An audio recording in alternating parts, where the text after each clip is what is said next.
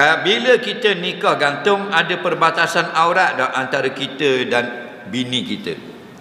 Nikah gantung ni maksudnya selepas berkahwin, sah suami isteri, tidak duduk bersama. Faham lagi? Contoh, okey?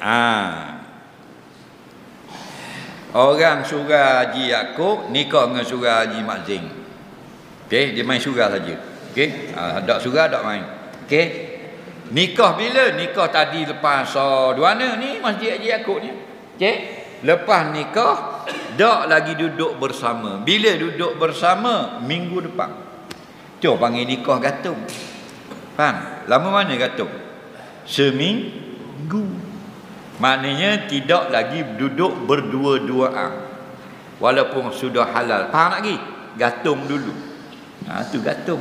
Jadi selama belum berduaan, nafkah isteri bawah tanggungan ayah.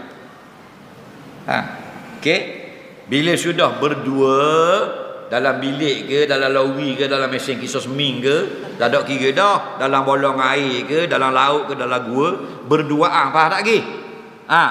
Maka tidak lagi jadi gantung, sudah jadi tamkin, sudah jadi penyerahan diri kepada suami. Suami wajib tanggung nafkah.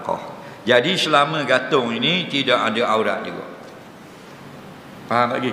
Kerana bila kita berkahwin, aku terimalah nikahnya dengan mas kahwin yang tersebut itu, bukan saja jadi isteri kita, bahkan hilang hukum aurat kita berdua. Faham lagi?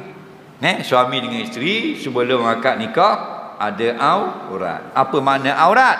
Anggota badan yang haram pegang, haram tengok. Betul tak? Lepas akad nikah, halal pegang, halal tengok.